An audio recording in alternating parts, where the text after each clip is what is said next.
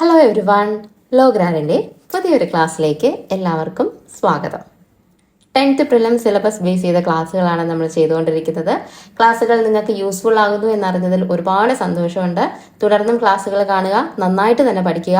അതിനോടൊപ്പം നിങ്ങൾ മോക്ക് ടെസ്റ്റും ചെയ്യുക. മോക്ക് ടെസ്റ്റ് എത്രത്തോളം ഇമ്പോർട്ടൻ്റ് ആണ് എന്ന് ഞാൻ പറയേണ്ടതില്ലല്ലോ. നമ്മൾ പഠിച്ചൊരു കാര്യം എങ്ങനെ നമുക്കൊരു ക്വസ്റ്റ്യൻ ആയി കാണുമ്പോൾ നമുക്കതിന് ഉത്തരം എഴുതാൻ പറ്റും എന്നത് അറിയുന്നതാണ് മോക്ക് ടെസ്റ്റിലൂടെ. അപ്പം മോക്ക് ടെസ്റ്റ് നന്നായിട്ട് ചെയ്തു കഴിഞ്ഞാൽ നമുക്ക് അതിൻ്റെ ഒരു ഫലം എക്സാം ഹാളിൽ നമുക്ക് ഉണ്ടായിരിക്കും. അപ്പോൾ മാക്സിമം നിങ്ങൾ ഈ ഒരു ടൈം യൂട്ടിലൈസ് ചെയ്യുക. വളരെ കുറച്ച് ദിവസങ്ങളും കൂടെ മാത്രമേ ഉള്ളൂ നമ്മുടെ 10th പ്രിലിംസിൽ എന്ന് പറയുന്നത്. അപ്പോൾ നന്നായിട്ട് തന്നെ എല്ലാവരും പഠിക്കുക. നമ്മൾ നോക്കുന്നത് 10th പ്രിലിംസ് 2024 ഉൾപ്പെടുത്തിയിരിക്കുന്ന കാര്യങ്ങൾ എന്തൊക്കെയാണെന്നുള്ളതാണ്. ഈ പറയുന്ന കാറ്റഗറി നമ്പേഴ്സിനെല്ലാം കൂടെ ചേർത്താണ് നമ്മുടെ 2024 10th പ്രിലിംസ് നടക്കുന്നത്. പക്ഷേ നമ്മൾ ഏറ്റവും കൂടുതലധികം ഫോക്കസ് ചെയ്യുന്ന ഒരു എക്സാം എന്ന് പറയുന്നത് കാറ്റഗറി നമ്പർ 587/2023 സെക്രട്ടേറിയറ്റ് OAക്ക് വേണ്ടിയിട്ടുള്ള എക്സാമാണ് 527/2023 എന്ന് പറയുന്നത്. അതുപോലെ തന്നെ ഒരു എക്സാമാണ് 447/2023. ഇതൊരു ഡിസ്ട്രിക്ട് വൈസ് എക്സാമാണ്. 14 ജില്ലകളിലും ഇതുണ്ട്. ലാബ് അസിസ്റ്റന്റിന് വേണ്ടി നടക്കുന്നതാണ്. 14 ജില്ലകളിലെയും കൺഫർമേഷൻ വന്നു കഴിഞ്ഞതാണ്. ഹൈസ്കൂളിലെ ലാബ് അസിസ്റ്റന്റ് നോക്കുന്നവർക്ക് ഈ ഒരു പോസ്റ്റ് വളരെ നല്ലതായിരിക്കും. അപ്പം അതിന് വേണ്ടിയിട്ട് പഠിക്കും. ബാക്കി വന്നിരിക്കുന്നത് store keeper, assistant time keeper, അതുപോലെ തന്നെ പ്യൂൺ എന്നീ എക്സാമുകളാണ്. നമുക്ക് സെക്രട്ടേറിയറ്റ് OA എന്ന് പറയുന്നത് ഒരു സ്റ്റേറ്റ് വൈഡ് എക്സാം ആണ്. പക്ഷേ ലാബ് അസിസ്റ്റന്റ് എന്ന് പറയുന്നത് ഒരു ഡിസ്ട്രിക്ട് വൈസ് ആണ്. സെക്രട്ടേറിയറ്റ് OA സ്റ്റേറ്റ് വൈഡ് ആയതുകൊണ്ട് തന്നെ LD പോലെ അത്രയും ഹ്യൂജ് ആയിട്ടുള്ള ഒരു എമൗണ്ട് ആളുകൾ ഉണ്ടാവില്ല നമ്മുടെ ലിസ്റ്റിൽ എന്ന് പറയുന്നത്. പക്ഷേ സ്റ്റേറ്റ് വൈഡ് എക്സാമിൽ ഏറ്റവും നല്ലൊരു നിയമനം നടക്കുന്ന ഒരു എക്സാം കൂടിയാണ് ഇത് സെക്രട്ടേറിയറ്റ് OA എന്ന് പറയുന്നത്. നമുക്ക് ഇപ്പോഴത്തെ ലിസ്റ്റിനെ പറ്റിയിട്ടും ബാക്കിയുള്ള കാര്യങ്ങളും ഇനി അങ്ങോട്ട് നോക്കാം. നമ്മുടെ ഫസ്റ്റ് സ്റ്റേജ് നടക്കുന്നത് ഡിസംബർ 28 തീയതിയാണ്. അതിന്റെ ഹോൾ ടിക്കറ്റ് നമുക്ക് വരാൻ പോകുന്നത് ഡിസംബർ 13 തീയതിയാണ്. അപ്പം എക്സാമിന് ഒരു 15 ദിവസം മുന്നേ ഹോൾ ടിക്കറ്റ് നമുക്ക് കിട്ടും. അന്ന് മാത്രമേ അറിയുള്ളൂ ഡിസംബർ 28 തീയതി ആർക്കൊക്കെ എക്സാം ഉണ്ട് എന്നുള്ളത്. അപ്പോൾ ഫസ്റ്റ് സ്റ്റേജ് കിട്ടുന്നവർക്ക് പിന്നീട് അങ്ങോട്ട് ഉള്ള ദിവസങ്ങൾ വളരെയധികം ക്രൂഷ്യലാണ്. നന്നായിട്ട് തന്നെ പഠിക്കുക. മാക്സിമം ടൈം എഫേർട്ടും ഇട്ട് നമ്മൾ പഠിച്ചു കഴിഞ്ഞാൽ എക്സാം ഹോളിൽ നിങ്ങൾക്ക് നന്നായിട്ട് തന്നെ അറ്റൻഡ് ചെയ്യാനായിട്ട് പറ്റും. ബാക്കി സ്റ്റേജുകൾ കിട്ടുന്നവരെ പഠിത്തം കണ്ടിന്യൂ ചെയ്ത് പോവുക. മാക്സിമം മോക്ക് ടെസ്റ്റുകൾ ചെയ്ത് നിങ്ങളുടെ റിസോഴ്സ് കൂട്ടിക്കൊണ്ട് തന്നെ ഇരിക്കുക. ഇനി നമ്മൾ നോക്കുന്നത് നമ്മുടെ കട്ട് ഓഫിനെ പറ്റിയിട്ടാണ്. കട്ട് ഓഫിനെ കുറിച്ച് ഓർത്ത് ഇപ്പോൾ ആരും ടെൻഷൻ അടിക്കരുത്. എനിക്കതാണ് നിങ്ങളോട് പറയാനുള്ളത്. കട്ട് ഓഫിനെ കുറിച്ച് ഇപ്പോൾ ചിന്തിക്കുകയേ ചെയ്യരുത്. നമ്മുടെ കട്ട് ഓഫിനെ പറ്റി ചിന്തിച്ചും ബാക്കിയുള്ള കാര്യങ്ങളെ പറ്റി ചിന്തിക്കുകയും ചെയ്യുമ്പോൾ നമ്മൾ പഠിക്കാനുള്ള സമയമാണ് നമ്മളിവിടെ വേസ്റ്റ് ആക്കിക്കൊണ്ടിരിക്കുന്നത്. ആ ഒരു സമയം കൂടെ നിങ്ങൾ പഠിത്തത്തിലേക്ക് കോൺസെൻട്രേറ്റ് ചെയ്യുക. 2 GK ചിലപ്പോൾ നമുക്ക് അവിടെ നിന്ന് ക്വസ്റ്റ്യൻ പേപ്പറിൽ കിട്ടിയിട്ടുണ്ടാവും. നമ്മൾ നോക്കുന്നത് ഇത്രയും മാത്രമേ ഉള്ളൂ. കഴിഞ്ഞ 10th പ്രിലിംസ് സെക്രട്ടേറിയറ്റ് OAക്ക് വന്ന കട്ട് ഓഫ് എന്ന് പറയുന്നത് 76.1135 ആയിരുന്നു. അപ്പോൾ 76 മേളിൽ വാങ്ങിച്ചവരാണ് ഏത് കഴിഞ്ഞ സെക്രട്ടേറിയറ്റ് OAയുടെ പ്രിലിംസിൽ കയറിയത്. സെക്രട്ടേറിയറ്റ് OAയുടെ മെയിൻസിന്റെ എന്ന് പറയുന്നത് 69.67 ആണ്. ഇതിവിടെ പറയാനുള്ള കാര്യം നിങ്ങൾക്ക് ഈ ഒരു പോസ്റ്റ് എത്രത്തോളം ഇമ്പോർട്ടന്റ് ആണ് എന്നുള്ളത് മനസ്സിലാക്കാൻ വേണ്ടിയിട്ടാണ്. ഈ മെയിൻസ് ലിസ്റ്റിൽ ഉൾപ്പെട്ടത് 886 പേരാണ് ഓപ്പൺ കാറ്റഗറിയിൽ നിന്നും. പിന്നെ സപ്ലൈ ലിസ്റ്റും ഉണ്ടായിരുന്നു. ഇതിന്റെ ഇമ്പോർട്ടൻസ് എന്ന് പറയുന്നത് 2024 മാർച്ചോടുകൂടി നമ്മുടെ മെയിൻ ലിസ്റ്റിൽ നിന്നുള്ള എല്ലാവർക്കും അഡ്വൈസ് പോയി കഴിഞ്ഞു. 886 പേർക്കും ഓപ്പൺ കാറ്റഗറിയിൽ നിന്നും അഡ്വൈസ് പോയി കഴിഞ്ഞു. 893 പേർക്കാണ് ടോട്ടൽ അഡ്വൈസ് പോയിട്ടുള്ളത്. ഈ ലിസ്റ്റിന്റെ കാലാവധി എന്ന് പറയുന്നത് 2025 സെപ്റ്റംബർ 26 വരെയാണ് ഈ ലിസ്റ്റിന്റെ കാലാവധി എന്ന് പറയുന്നത്. പക്ഷേ 2024 മാർച്ചിൽ തന്നെ ഈ ലിസ്റ്റിലുള്ള ഓപ്പൺ കാറ്റഗറിയിലുള്ള എല്ലാവർക്കും അഡ്വൈസ് പോയി കഴിഞ്ഞു. ഓപ്പൺ കാറ്റഗറിയിൽ അഡ്വൈസ് പോയി കഴിഞ്ഞാൽ പിന്നീട് അങ്ങോട്ട് ആ ലിസ്റ്റിൽ നിന്നും ആളെ എടുക്കാറില്ല.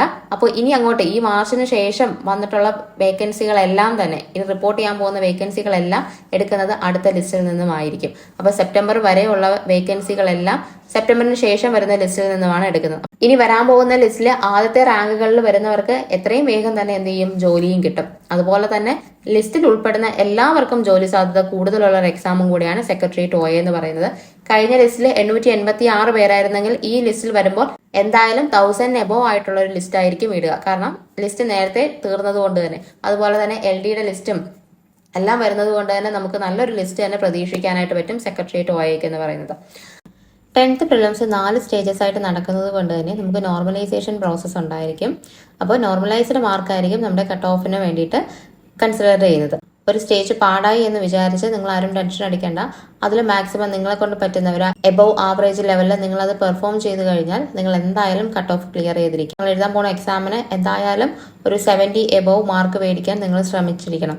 കാരണം പൊതുവേ 10th പ്രിലിംസ് കുറച്ച് ഈസി ആയിട്ടുള്ള ക്വസ്റ്റ്യൻസ് ആണ് വരുന്നത്. നമ്മൾ കണ്ടിട്ടുള്ള ക്വസ്റ്റ്യൻസും കണ്ടിട്ടുള്ള മേഖലയിൽ നിന്നൊക്കെയാണ് ക്വസ്റ്റ്യൻ വരാറ്. SCRT ബേസ്ഡ് ആയിരിക്കും മിക്ക ക്വസ്റ്റ്യൻസും. അതുപോലെ തന്നെ വൺ വേർഡ് ക്വസ്റ്റ്യൻസ് ആയിരിക്കും, ഒരുപാട് സ്റ്റേറ്റ്മെന്റ് ക്വസ്റ്റ്യൻസ് വരുന്നത് കുറവാണ് പ്രിലിംസിന്. അപ്പോൾ മാക്സിമം അതിൽ മാർക്ക് സ്കോർ ചെയ്യുക എന്നുള്ളതേ നമുക്ക് പറയാനുള്ളൂ. അപ്പം ഒരു 70 എബോവ് എന്തായാലും കട്ട് ഓഫ് വരും എന്നുള്ളത് ഉറപ്പാണ്. ഒരിക്കലും 70 എബിലോ പോവില്ല. എല്ലാവരും പഠിച്ചുകൊണ്ടിരിക്കുകയാണ്, എല്ലാവരും പഠിച്ച് മുന്നേറിക്കൊണ്ടിരിക്കുകയാണ്. അപ്പോൾ മാക്സിമം മാർക്ക് സ്കോർ ചെയ്യാൻ വേണ്ടിയിട്ടാണ് നമ്മളും ശ്രമിക്കേണ്ടത്. 100 മാർക്കും എഴുതാൻ വേണ്ടിയിട്ട് തയ്യാറായി വേണം പോകാനായിട്ട്. ക്വസ്റ്റ്യൻ പേപ്പർ പാറ്റേൺ അനലൈസ് ചെയ്തുകൊണ്ട് നിങ്ങളെ കൊണ്ട് പറ്റുന്ന ക്വസ്റ്റ്യൻസ് അറ്റൻഡ് ചെയ്യുക. അത് മാക്സിമം നെഗറ്റീവ് വരുത്താതെ അറ്റൻഡ് ചെയ്യുക. ഇനി എനിക്ക് പറയാനുള്ളത്, നിങ്ങൾ മാക്സിമം സ്റ്റഡി പ്ലാൻ യൂസ് ചെയ്യുക എന്നുള്ളതാണ്. ഇനിയും 20-25 ദിവസം നിങ്ങൾക്ക് ബാക്കിയുണ്ട്. അപ്പം അത് നന്നായിട്ട് യൂട്ടിലൈസ് ചെയ്യുക. അപ്പോൾ അതിന് ഏറ്റവും എഫക്റ്റീവ് എന്ന് പറയുന്നത് നമ്മുടെ സ്റ്റഡി പ്ലാൻ ഫോളോ ചെയ്യുന്നതാണ്. 20 ഡേയ്സ് സ്റ്റഡി പ്ലാൻ ആണ് നമ്മുടെ ചാനൽ പ്രൊവൈഡ് ചെയ്തിട്ടുള്ളത്. അതിന്റെ ലിങ്ക് ഞാൻ ഇവിടെ ഡിസ്ക്രിപ്ഷനിൽ കൊടുത്തിരിക്കാം. അത് ഫോളോ ചെയ്യുക. ഇനിയും ഡേ 1 തൊട്ട് സ്റ്റാർട്ട് ചെയ്താൽ മതി, നിങ്ങൾക്ക് അത് കംപ്ലീറ്റ് ചെയ്യാനായിട്ട് പറ്റും. മാക്സിമം അതിനൊരു എഫേർട്ട് കൊടുത്ത് പഠിക്കാൻ ശ്രമിക്കുക. 20 ഡേയ്സ് കൊണ്ട് തന്നെ നിങ്ങൾക്ക് സിലബസ് കംപ്ലീറ്റ് ആയിട്ട് കവർ ചെയ്യാനായിട്ട് പറ്റും. അതുപോലെ തന്നെ നിങ്ങൾക്ക് അത് റിവിഷൻ പ്ലാൻ ആയിട്ട് യൂസ് ചെയ്യണം എന്നുള്ളവർക്ക് അങ്ങനെയും യൂസ് ചെയ്യാം. സ്റ്റഡി പ്ലാൻ ബേസ് ചെയ്തിട്ടുള്ള ക്ലാസ്സുകൾ നമ്മുടെ ചാനലിൽ പ്രൊവൈഡ് ചെയ്ത് വരികയാണ്. അതുപോലെ തന്നെ അതിന് ബേസ് ചെയ്തിട്ടുള്ള മോക്ക് ടെസ്റ്റുകളും MCQസും എല്ലാം നമ്മുടെ ചാനലിൽ പ്രൊവൈഡ് ചെയ്തിട്ടുണ്ട്.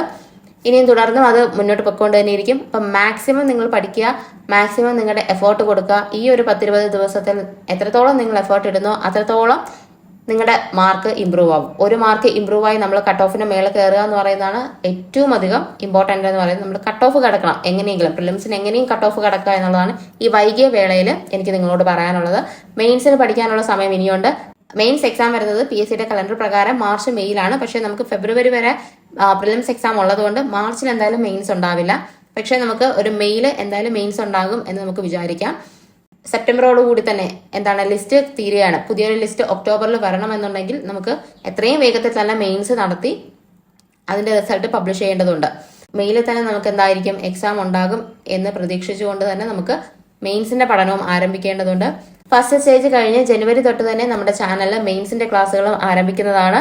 അപ്പോൾ ബാക്കി ഉള്ള സ്റ്റേജുകാർ പേടിക്കേണ്ട, നിങ്ങൾക്കുള്ള മോക്ക് ടെസ്റ്റുകളും അതുപോലെ തന്നെ MCQസും എല്ലാം വഴിയെ തന്നെ പോയിക്കൊണ്ടിരിക്കും. സ്റ്റേജ് 4 വരെ നമ്മൾ മോക്ക് ടെസ്റ്റുകൾ ചെയ്തിട്ടുണ്ടായിരിക്കും.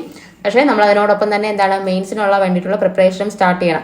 ഈ ബാക്കിയുള്ള സ്റ്റേജുകാർ ഡിസംബർ 28-ാം തീയതിയാണ് പരീക്ഷ എന്നുള്ള നിലയിൽ തന്നെ പഠിച്ചു തുടങ്ങുക. അങ്ങനെ പഠിച്ചെങ്കിൽ മാത്രമേ നമുക്ക് മെയിൻസിന് വേണ്ടിയിട്ടുള്ള പ്രിപ്പറേഷനും കൂടെ സ്റ്റാർട്ട് ചെയ്യാൻ പറ്റുള്ളൂ. നമ്മൾ പ്രിലിംസിന് വേണ്ടിയിട്ടുള്ള ആ ഒരു പോർഷൻസ് നല്ല വൃത്തിയായിട്ട് പഠിച്ച് മാറ്റിക്കഴിഞ്ഞാൽ പിന്നെ നമുക്ക് മെയിൻസിന് വേണ്ടിയിട്ട് പഠിക്കാം. പിന്നെ കുറച്ച് മോക്ക് ടെസ്റ്റുകൾ വേണ്ടി മാത്രം ചെയ്ത് കഴിഞ്ഞാൽ മതി. നിങ്ങൾക്ക് പ്രിലിംസ് എപ്പോഴും നിങ്ങളുടെ കയ്യിൽ സേഫ് ആയിരിക്കും. അപ്പോൾ പ്രിലിംസ് കഴിഞ്ഞിട്ട് പഠിക്കാം, സ്റ്റേജ് 4 കിട്ടുന്നവർ പ്രിലിംസ് കഴിഞ്ഞിട്ട് പഠിക്കാം എന്ന് പറഞ്ഞു കഴിഞ്ഞാൽ നിങ്ങൾക്ക് ഒട്ടും സമയം കാണില്ല. നമുക്ക് മെയിൻസിന്റെ സിലബസ് കുറച്ചും കൂടെ വാസ്റ്റ് ആണ്. അതുപോലെ തന്നെ മെയിൻസിന്റെ ക്വസ്റ്റ്യന് കുറച്ചും കൂടെ നന്നായിട്ടാണ് ചോദിക്കുന്നത്. പ്രിലിംസ് പോലെ അത്രയും ഈസി ആയിരിക്കില്ല. പ്രിലിംസിന്റെ ലിസ്റ്റിൽ വന്ന് മെയിൻസിൽ നിങ്ങൾക്ക് അത് ക്രാക്ക് ചെയ്യണം എന്നുണ്ടെങ്കിൽ നമ്മൾ ജനുവരിയിലെങ്കിലും പഠനം ആരംഭിച്ചിരിക്കണം. അപ്പോൾ ഇത്രയാണ് ഇതിനകത്ത് എനിക്ക് പറയാനുള്ളത്. കട്ട് ഓഫിനെ കുറിച്ച് ഓർത്തോ അല്ലെങ്കിൽ ബാക്കിയുള്ള കാര്യങ്ങളെ കുറിച്ച് ഓർത്തോ ഒന്നും ടെൻഷൻ അടിക്കാതിരിക്കുക. നന്നായിട്ട് തന്നെ പഠിക്കുക. ഇപ്പൊ കിട്ടുന്ന സമയം ഈ ഒരു 10-20 ദിവസം എന്ന് പറയുന്നത് വളരെയധികം ഇമ്പോർട്ടൻ്റ് ആണ്. നന്നായിട്ട് അതിന് യൂട്ടിലൈസ് ചെയ്യാൻ ശ്രമിക്കുക. ക്ലാസ്സുകൾ ഇഷ്ടപ്പെടുന്നു എന്ന് അറിഞ്ഞതിൽ എനിക്ക് ഒരുപാടധികം സന്തോഷമുണ്ട്. അപ്പോൾ വീണ്ടും തുടർന്ന് ക്ലാസ്സുകൾ കാണുക. ക്ലാസ്സുകൾ ഇഷ്ടപ്പെടുകയാണെങ്കിൽ ലൈക്ക് ചെയ്യുക, ഷെയർ ചെയ്യുക, അതുപോലെ തന്നെ സബ്സ്ക്രൈബ് ചെയ്ത് സപ്പോർട്ട് ചെയ്യുക. നിങ്ങളുടെ വിലയേറിയ അഭിപ്രായങ്ങൾ കമന്റ് ബോക്സിൽ അറിയിക്കാൻ മറക്കരുത്. നിങ്ങളുടെ കമന്റ്സ് കാണുമ്പോഴാണ് നിങ്ങൾക്ക് എത്രത്തോളം അത് എഫക്റ്റീവ് ആവുന്നുണ്ട് അല്ലെങ്കിൽ എന്തൊക്കെ മാറ്റങ്ങൾ വരുത്തണം എന്നുള്ളത് എനിക്ക് മനസ്സിലാവുന്നത്. അപ്പോൾ മാക്സിമം നിങ്ങളുടെ അഭിപ്രായങ്ങൾ കമന്റ് ചെയ്യാനായിട്ട് ശ്രമിക്കുക. അപ്പോൾ നമുക്ക് അടുത്തൊരു ക്ലാസ്സിൽ കാണാം. അതുവരേക്കും എല്ലാവർക്കും ബൈ.